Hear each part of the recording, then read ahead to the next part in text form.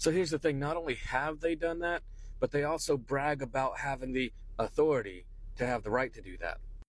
Now, let's be fair, in a Catholic Bible, you're going to find a very similar, if not the same set of 10 commandments. But Catholics are not taught to go by the Bible, they're taught to go by the catechism and tradition. So, what do we find in the catechism? What do we find on Catholic websites? Now, these next few screenshots I'm going to show you are from Catholic websites. And you can see they've removed the second commandment entirely that forbids idolatry, which makes sense because they worship the images, the idols of all of their saints in all of their churches. And they have split the 10th commandment into two. Now, what's interesting is the Sabbath commandment, they've moved it to commandment number 3, and it's no longer about the Sabbath, it's about what they call the Lord's Day, which for them, they call Sunday. But the Bible says the Lord's Day is Sabbath. Here you can see the same set of Catholic 10 commandments. They even call them Catholic 10 commandments, not the Bible 10 commandments.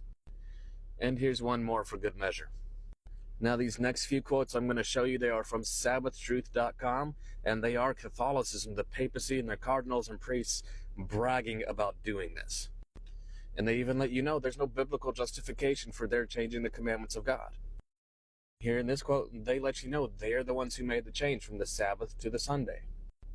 Here in this quote, same thing. The Catholic Church designated Sunday as a day for corporate worship and gets full credit or blame for the change. Here, the Roman Catholic Church changed the observance of the Sabbath to Sunday by right of the divine infallible authority given to her by her founder, Jesus Christ. Now, Jesus did not found the Catholic Church. The 490-year prophecy shows this. Jesus didn't even die in 33 AD, he died in 31 AD. And the Bible says that the source of authority for the papacy is Satan himself, not Jesus.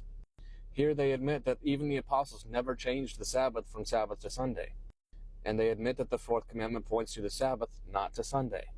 And here in this quote, they admit it more fully that the authority they claimed for the right to change the Sabbath came from a sense of their own power, not actually from the Bible, not actually from Jesus.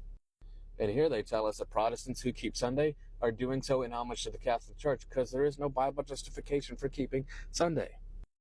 Here in this quote right here, they claim that the Pope has so much authority, that he is so great in authority and power, that he has the right to change God's 10 commandment law. The Bible told us well over 2,500 years ago that they would do exactly that. Changing the law or claiming to change the law of God is one of the things that identifies them as being the Antichrist.